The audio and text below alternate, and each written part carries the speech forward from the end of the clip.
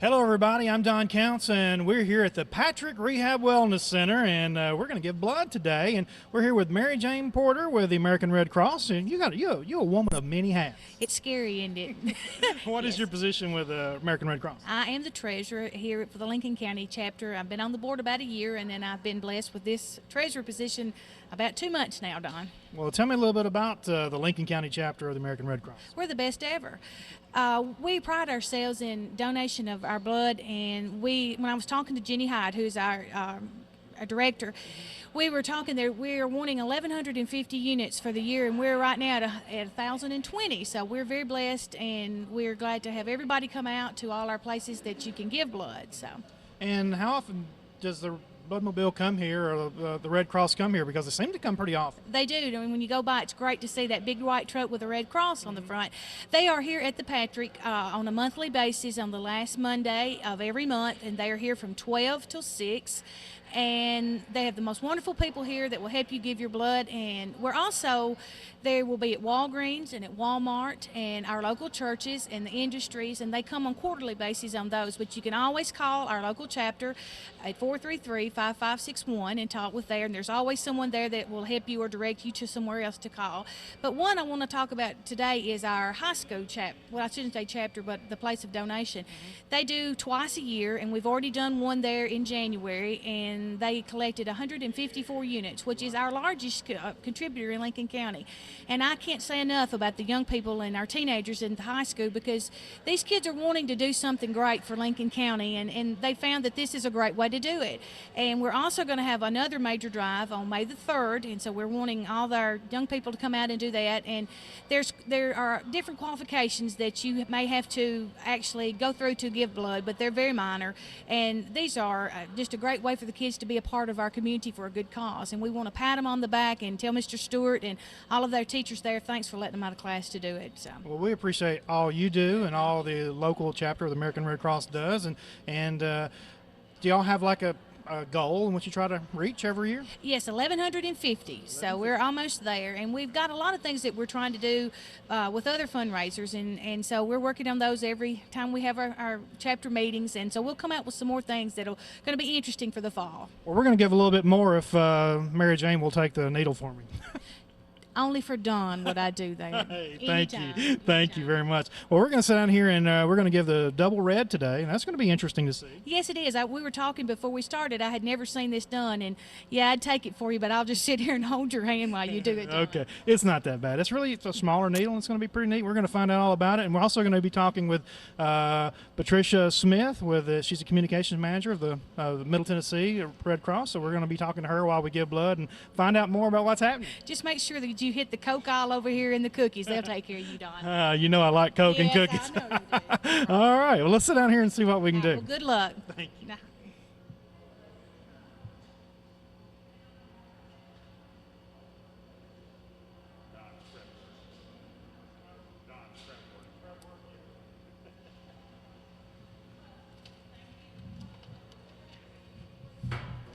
Okay, we're getting ready to give the double red here with the American Red Cross, and we've got Katina McNara. How are you doing? I'm doing okay. How are you? Are you going to be easy with me? I'm gonna try. All right, let's talk a little bit about what kind of machine this is and what we're going to do today. Well, this is a double red machine. We take 2 units of red blood cells, give you back your plasma, some saline, and just a little bit of a fast metabolizing anticoagulant. So you're going to take my blood and you're going to give me something back. Now, what is that again? We're going to give you the plasma, the saline, and a fast-acting or fast metabolizing anticoagulant. All right, and what does that do? That's just to keep your blood running, just a little bit, but it'll be metabolized. About the time you get off the bed, you don't have to worry about cutting yourself and bleeding to death. Okay, let's talk about for the folks at home. Let's tell them the entire process. Let's just go through the entire thing. I have been here, and I've already went through the questionnaire, and I've got my little finger pricked, and that was for. That was to test your iron. They checked my temperature and my blood pressure and that kind of thing. And now, what happens after I get to this point? Well, now we're going to check for a vein, make sure that you've got a great vein, and we're going to clean your arm, make sure that we don't introduce any bacteria into your arm or into the blood. Okay, come on, let's go ahead and start whatever we need to do next. And we're also going to be talking with Patricia Smith here in just a moment with the American Red Cross, but we're going to get started first with all the things you're going to do, and let's talk about what you're doing now. Right now I'm putting the blood pressure cuff on, and this is going to pump your vein up so that we can make sure we get the correct one. And what is your position with the American Red Cross? I am a automated red cell tech. Automated red cell tech. Now, is that for this particular machine? Yes, yes. How long has the American Red Cross been using this particular machine? We've been using it it was a year in January. Okay, and when people come, they have a choice of giving blood the regular way, or they have giving blood the double way. What's the difference? Well, the difference is for the regular way, we have got, for the regular way, it takes, basically it just takes it all, gives nothing back, and it takes about a couple weeks to get that blood on the shelf.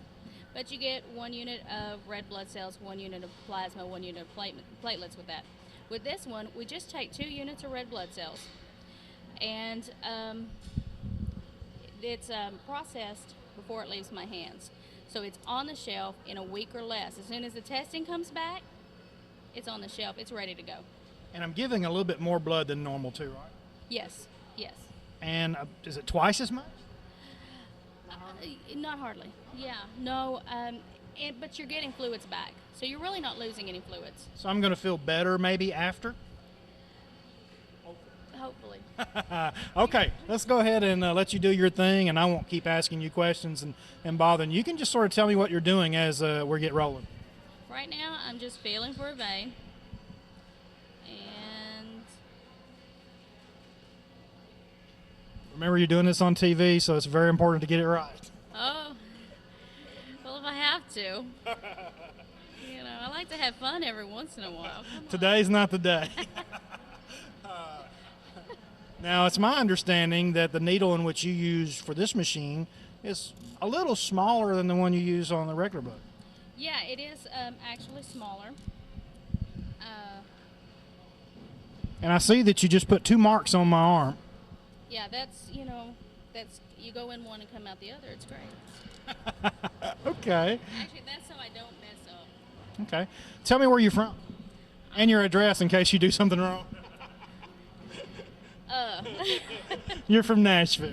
I am from Nashville. And the most interesting thing, I found out that not only do you do this, you're a songwriter as well. Yes, I am. You going to tell me any songs that you've got out on that I can hear on the radio? Right now, I don't have anything. We're Story of my life. yeah, that's what I'm talking about. Right now, we're just we're in the process of starting to get some things done. Okay. Well, I wish you luck. Well, thank you. I'm talking about right now with you. I could care less about your song career. Aw. I'm kidding. Okay, you were a little premature telling me that too. No, I'm really wishing you the best. We haven't taken the needle out yet. Okay. I need you to sign a consent. Okay. And that's in case if I were to kill you, you can't sue me or anything.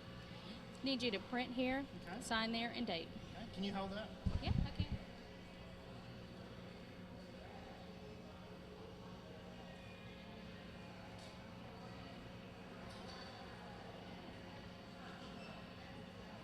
Just 7.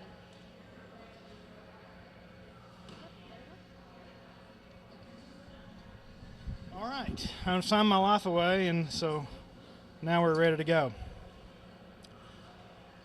So there's a lot of paperwork in your job, sort of like ours.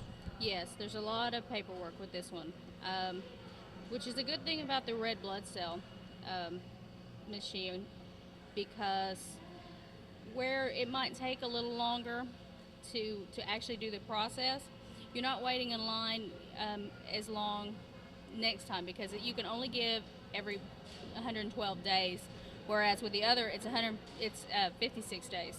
So I can give 112 days after today is the next time I can give blood. Yeah, so you save a little bit of time not having to come in that extra time and waiting in line and doing the process over. The actual blood giving time, is it about the same or a little longer? This one is a little longer. You're going to take anywhere from, I don't know, 20. I think least is about 21 minutes I've ever seen. And you could take up to 35, 40 minutes. I think the last time I gave was about 30 minutes, and it was really neat. So you're getting more blood, and I don't have to give as often, so that's a good thing. But I still see a lot of people just giving the regular way, which we just want to encourage people to give blood any way they feel most comfortable. Right. All right. Well, I guess we're waiting on you. Your machine acting okay? Yeah, machine's fine. We put in your height and everything into the machine so that it knows what we're dealing with. We won't tell everybody my weight. No, there's no secrets. I can tell. Just add 5 pounds to it. That's what happens on TV. There you go. All right. So what's next? We're going to clean you up and get you stuck. Okay. I'm excited. I hope y'all are at home. But I'll tell you what we're going to do while you're sticking me. We're going to be talking with Patricia Smith. How you doing? I'm just fine, Don. How are you today? Doing good. I'm looking forward to giving blood here. And you're the communications manager of Middle Tennessee. Is that how that works?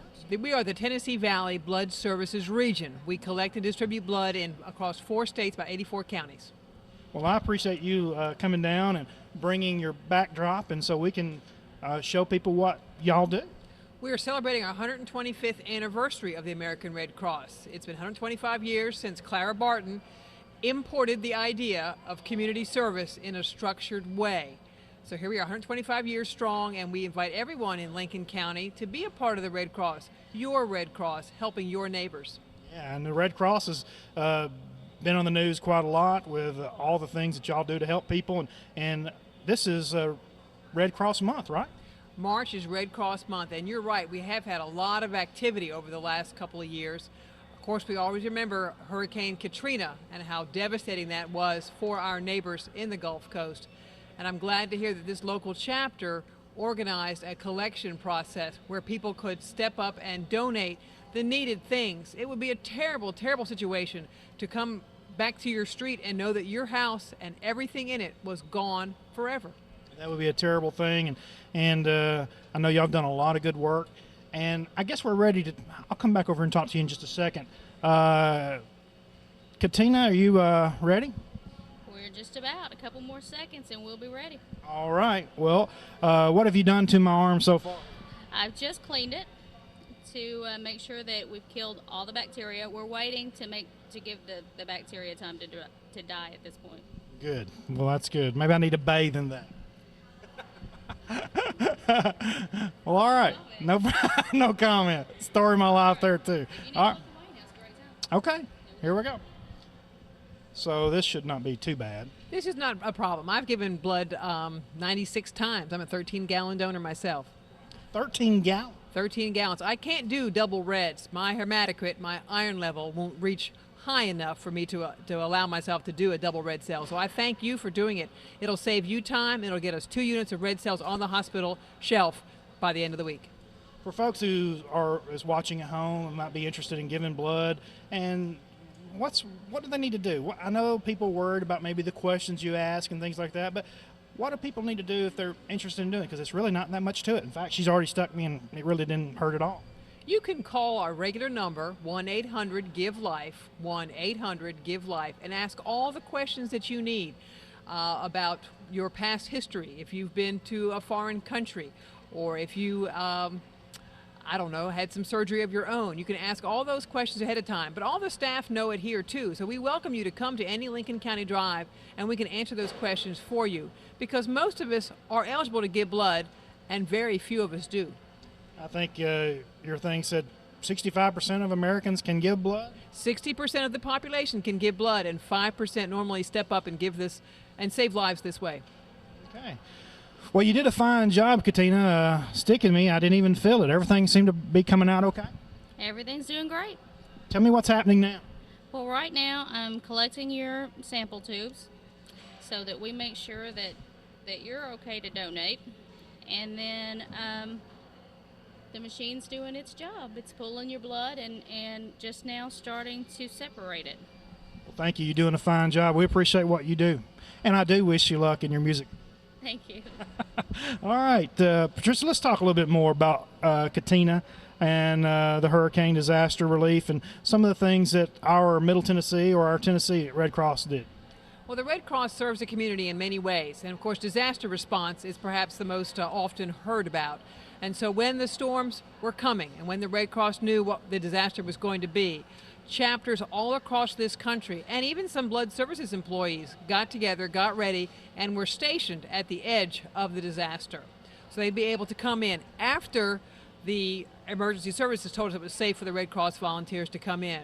They set up shelters, even just rooftops, so people could come in out of the rain.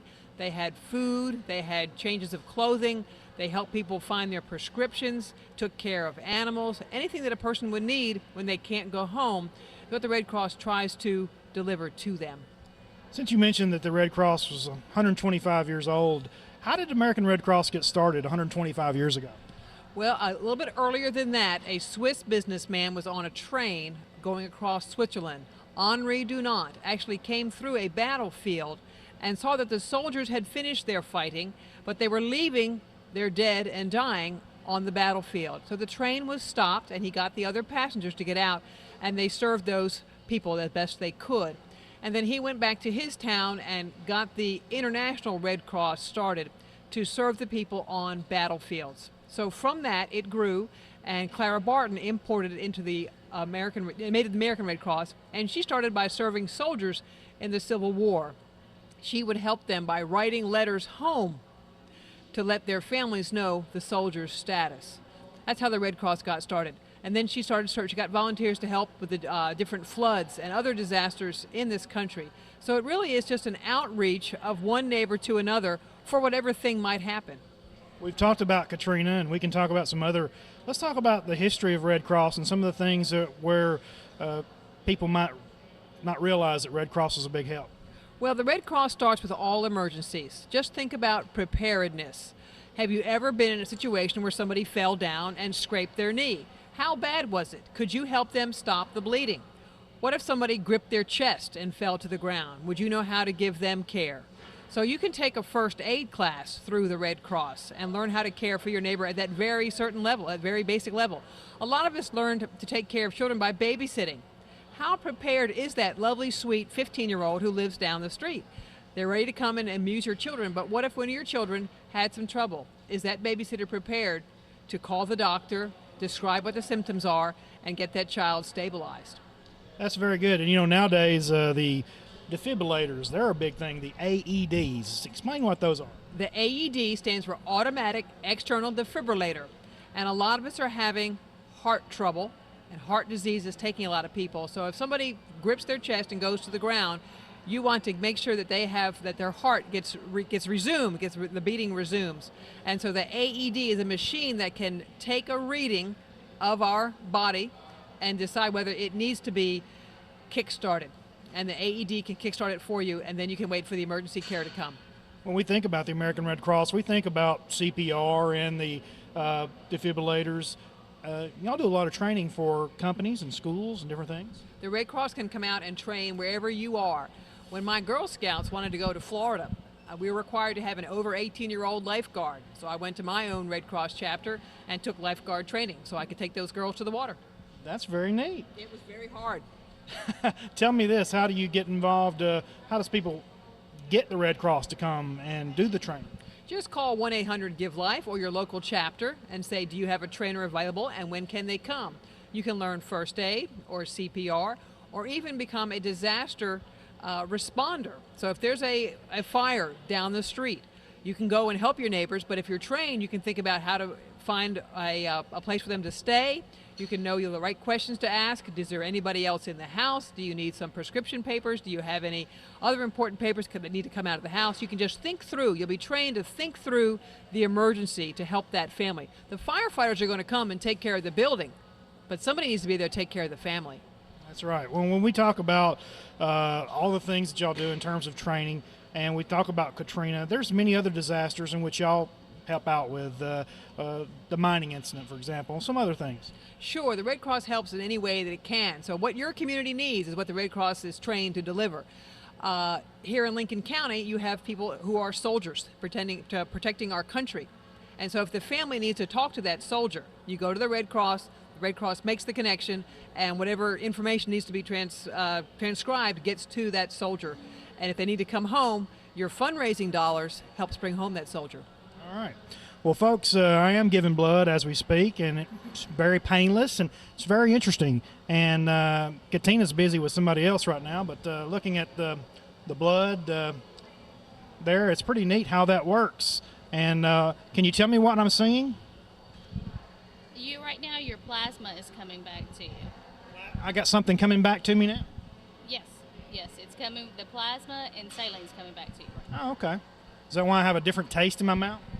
Do you? Yeah, we'll get you some Tums. No. Yes. Seriously.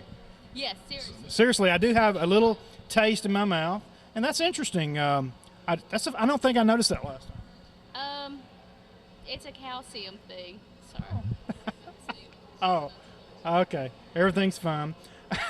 I'm happy. We'll go ahead and move over. Talk about those tests. Let's talk about it. You saw that Katina took some sample tubes. That blood is going to go to the testing laboratory in St. Louis, and we will test to make sure that your blood is ready for someone in the hospital. If somebody needs blood, they're very sick. They're in a very fragile state of health. We want to make sure that you haven't picked up just even a small germ that's going to slow down their recovery time. So we check for that. And we also want to make sure that you are healthy enough that this donation is not going to slow you down in any way. And that's the thing about the double red. It's supposed to keep me pretty, sometimes after I give blood the regular way, they always want you to drink a Coke and maybe get a brownie, which I just love both of those anyway. But that's to sort of put a little bit back in you, right? This system is going to give you back some fluids. Right now, you're going to take some Tums from Katina and rebalance your calcium. I actually did taste something different. I'm fine. I'm fine. Yeah. That's what it is. Calcium. You take the Tums, and you'll be fine. You don't taste it anymore until That's the first time I've ever even tasted anything. I was really kidding. I wasn't sure that was what it was, but when that started coming, That's it. Yes. that really happens. And so exactly, explain to me once again, what are you putting back in me? I'm putting in your plasma, some saline, and the anticoagulant. It's citrate, and that's what causes the taste. And sometimes it'll cause a little tingling and stuff. I'm not tingling. Just being close to you. It's a good thing. That makes me tingle. I'm kidding. But anyway, I really appreciate the Tums. That's probably one of them 2 burgers I had, Pete. All right. So let's continue to talk about the Red Cross. There's just so many things that y'all do. And being prepared is very, very important, not only for America, but for us locally as well. Sure. We had a tornado in Nashville where I live, and we had a real breakdown in communication between me and my husband. I didn't have a cell phone at the time, so I used a friend's cell phone to call him. I knew that his building had also been damaged and he was going to have to evacuate. I was able to call my parents who live with us to let them know the status so my children would know how things were. But we didn't have a good plan for him to call the house too and give a status report. So we were incommunicado. We were unable to talk to each other for a long period of time. So I hope that families would work through the Red Cross and make up a disaster plan. Even if you found out that that the water's too high and you can't get to your house, how are you going to tell the person who's at your house why you're late? How are you going to reach them? And if it's something more important than that, if you have to leave your home, have you packed a disaster kit? Do you have some food for a couple of days? Do you have water for a couple of days? Do you have a copy of your prescription? Do you know whom you're going to contact and when? Do the kids know how to come out of the house and stand by the mailbox or go to the Smith's house and call mom and dad, tell them we're over here? Have you thought that through? That's as easy as writing it down, having a family meeting, everybody gets a copy and knows what to do. But most of us have not done it. I've actually seen some brochures that the American Red Cross have to show you how to do that and have a safe room or something like that. Depending upon how big the emergency is, you might want to have a room in your house. People talk about getting into the tub. The bathrooms are usually in the central part of the house, and getting into the tub can protect you from buffeting by bad storms. You might have a root cellar that you could go to. We're talking with Patricia Smith. She's the communications manager of the American Red Cross. And let's talk about the Red Cross and how it's structured and how many people work for the American Red Cross here in Middle Tennessee. Let's go ahead and go to the national level. The American Red Cross is a volunteer-run organization.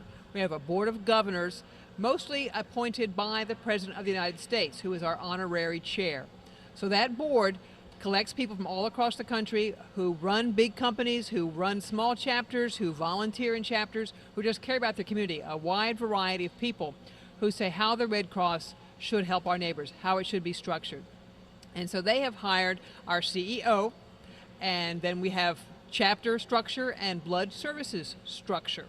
Chapter is the group that takes care of emergencies such as floods and fires and helping soldiers. And the blood services regions, there have 35 blood services regions across America, collects the blood that is needed. Now that's an emergency too. If you go to the hospital and you're having a baby and something's not working right and you're going to need blood, it's the Red Cross and other blood services who collect the blood to have on the shelf right there.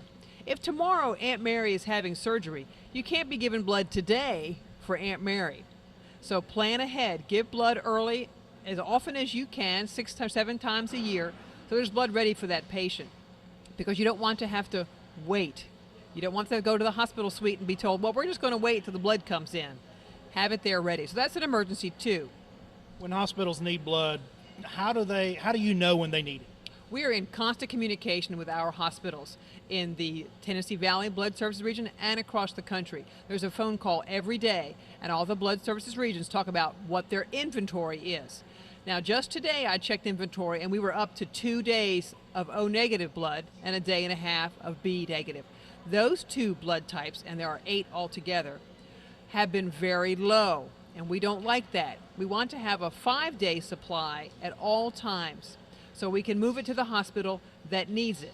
We keep a stockpile at each hospital, and we keep a stockpile at our office. But if we know that hospital A has an emergency, has a trauma, we're going to ship more O negative blood into that hospital from a hospital that's not using it right now. We'll bring hospital B blood to keep them up to speed too, but in an emergency, we're going to move blood from one hospital to another. And how do you move blood from one hospital to another? We have paid and we have volunteer truck drivers. The blood is loaded up with the right amount of ice, depending on how long it has to travel, and it's moved to the hospital as quickly as possible. How long does my blood last after I give it today? If we don't have a patient who needs your blood this week, your red blood cells can live as long as 42 days. And that's very good. Now, the plasma that you're getting back, if you were going to be a whole blood donor, your plasma could be stored for up to a year in a frozen state. It actually goes to the hospital frozen. Platelets, which are the parts of our blood that come right to the cut surface if you are bleeding, the clotting factor, they only last 5 days. Platelets are very important for patients who are taking chemotherapy because that interrupts your body's ability to clot. So you are getting some platelets for me today? We're going to give you back your platelets, but all the whole blood donors today are giving platelets, and we will separate those in the lab at the office in Nashville and store them separately, and they will go to the patients who need platelets. Let's talk about blood types. Blood types. There are 8 blood types. The standard O, A, B, and then AB, both positive and negative. So you may be O positive, I am O negative. Now everybody who has O positive can take all blood types. They can receive all blood types. I am O negative, I can only receive O negative. So you have a rare blood type. There are not as many people taking O negative, and I need only O negative blood. That's interesting. So for the folks out there who are watching, we want all kinds of blood types. They really don't matter. We're not looking just for O negative, but if you are O negative, we really want you to come give blood. O negative people are in high demand. But yes, we need all blood types because patients come in all blood types. All right. Well, let's talk about blood transfusions.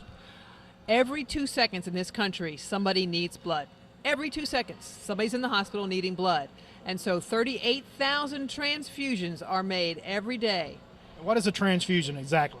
That's when somebody gets a bag of your blood or my blood or somebody else's blood, it goes right back into their body to help their body heal. Wow, that's amazing. 38,000. Well, the American Red Cross, I guess, is the big contributor to that. The Red Cross collects about half the blood in this country. Other independent nonprofit blood banks collect the other half. And blood banking started about 54 years ago in this country.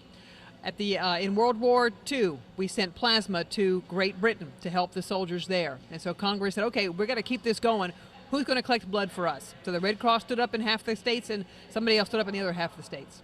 We was talking with Mary Jane Porter earlier, and she talked about they give blood at the high school level. How old do you have to be to give blood? You can be as young as 17 years old to give blood. And we appreciate the teenagers stepping forward early when they're fresh into their young adulthood saying, how can I help the community? It's a very easy way. You can skip history class. You can give blood, and you'll be saving 3 lives with a whole blood donation. 3 lives. That's amazing. Well, not your blood, because your blood's already separated, but the whole blood donors, we're going to separate their blood into the red cells, the platelets, and the plasma. 3 different bags, and probably 3 different patients will need that. That's amazing. So let's talk a little bit more about how you got involved in the American Red Cross. I've been a donor since I was 18 years old. My friend said, here's the Red Cross, let's go give blood. So I got in there, and I've been giving blood ever since. I had to stop, of course, while I was pregnant. You can't give blood while you're pregnant. But I think it's a wonderful way to serve my country, to serve my neighbor. I've heard many people when I'll say they'll have my little sticker that says "Kiss me, I gave blood today" or something, and a lot of people says, "Well, I can't give blood." You'd be surprised at the people who might not think they can give blood, but they really can. Most people really can. In the old days, people thought, oh, I have diabetes, I can't give blood. Oh, I have high blood pressure, I can't give blood. Well, that's just not true. We're going to take your readings. We're going to make sure your blood pressure is in the good range. We're going to make sure your temperature is in the good range. And if your diabetes counts, your sugar counts are in the right range, you're going to be able to give blood. Please don't turn yourself down. Let us ask you the questions and make sure that you could be a donor, because you can save somebody's life. That's very good. I know I go through a lot of questions, but they're very important that we go through the questions and go through the things to make sure that our blood are safe. And there's also, I noticed that we're checking my blood to make sure my blood's safe. Safety is our first concern. Now, we know that you bathed within the last week or so, but we still took the cleansers to make sure that we didn't introduce anything in the air when we put the needle into your skin. We want to make sure you are as clean as possible. Put the needle in, and we'll wash you back up when we take it out. All right. And Katrina, she's busy over there, but come over here and talk to me just for a second and tell me what's going on now. Well, actually just starting to give back to you, so you might get that taste again. That's pretty much it. We're still just running. How long have you been doing this? I've been doing the machine for, I think, since last August. I've been with the Red Cross for about 3 years. All right, well, good. And how did you learn to do what you're doing? With the machine, they actually took us all in and gave us the class, taught us everything. We had to be able to label everything on the machine and everything. How did you learn just to take blood in general? I went to become a medical assistant in Fort Worth, Texas. So 9 months of all kinds of things just to draw blood. Patricia, how can somebody be a Red Cross volunteer? You can check with your local chapters, call Jeannie Hyde or call Mary Jane and sign up, because there are lots of things you can do. We started out by knitting socks for soldiers, but now you can you can write letters to people who are soldiers abroad. That would be a big help. You can take first aid, you can teach first aid. You can take babysitting, you can teach babysitting. The things that your community needs, what the Red Cross wants to help you to share. You may have a need for lifeguard training here. So you can become an instructor and then teach all the Girl Scout and Boy Scout leaders. Maybe the Boy Scouts can teach us. That's who was in my class, was the teenagers who were going to be lifeguards at the pools in the neighborhood.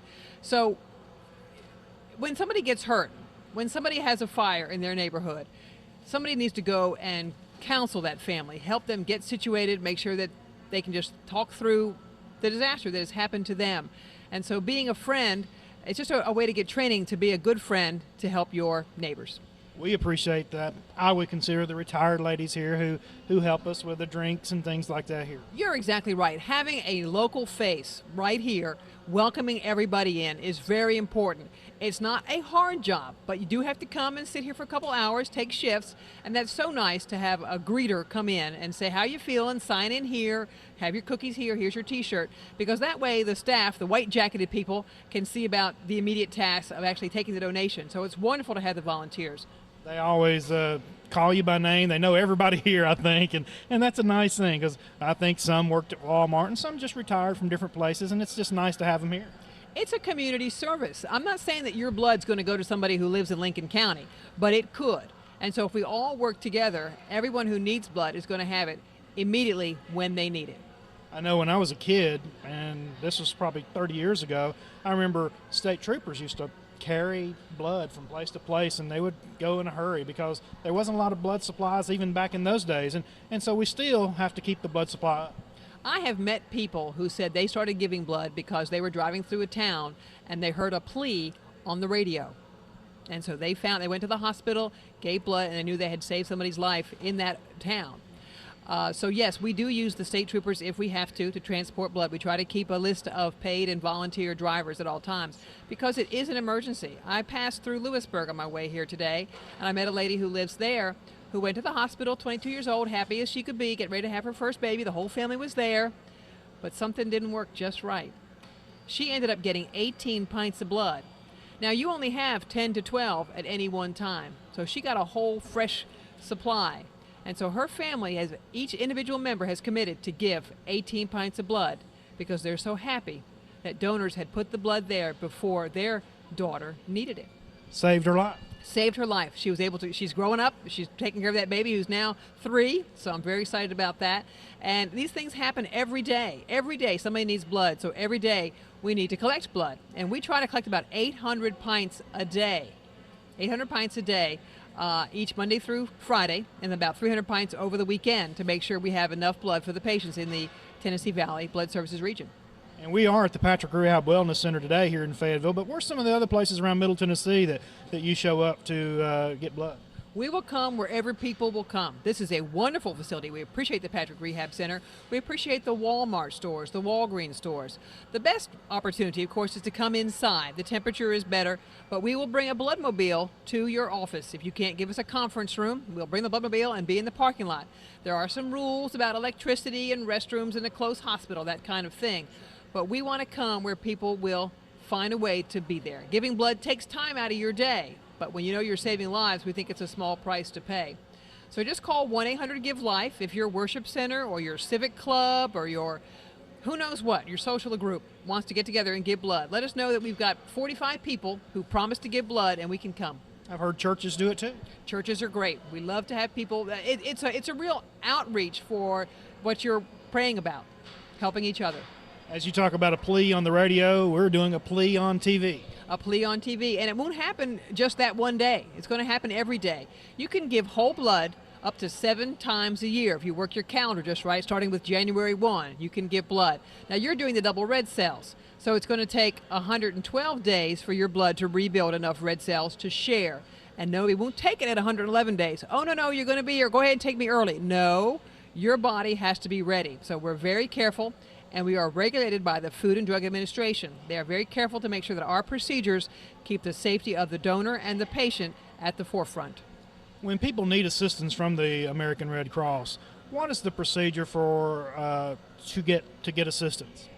You just call your local chapter and explain your situation. Now, here in Lincoln County, they're going to see what they have. They may have trainers right there at the ready. They may have some money to help people buy some food or prescriptions. They might have some shelter. There might be some places set up where people can live while their house or apartment is being repaired. We have an entire, I think, 13 department volunteer fire department in Lincoln County, and I know the American Red Cross is a really big help to those folks. Well, taking turns. If you want to be a Red Cross volunteer, you're not signing up for 365 days of the year. You can sign up for shifts and say, this is when I'm available to help. So the more volunteers we have, the more work can be done. All right. Katina, tell me what's going on. Well, we've taken just all the blood we're going to need. Good. I'm proud you didn't take more than you needed. Well, yeah, we thought about it. But now it's just going to get back to you and you'll be done. Okay, so it's going to give me back what? It's going to finish giving you back your plasma, your saline, the anticoagulant, plus any red blood cells that we didn't need. Show me the machine and what's the 3 bags. Okay. This bag here was your whole blood. And from this bag, it comes down into here. It's a centrifuge. The red blood cells are in the middle bag. And the plasma was coming in here. We've got the saline here. We've got the citrate here.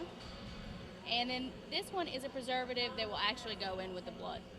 So, To make my blood last longer? yes.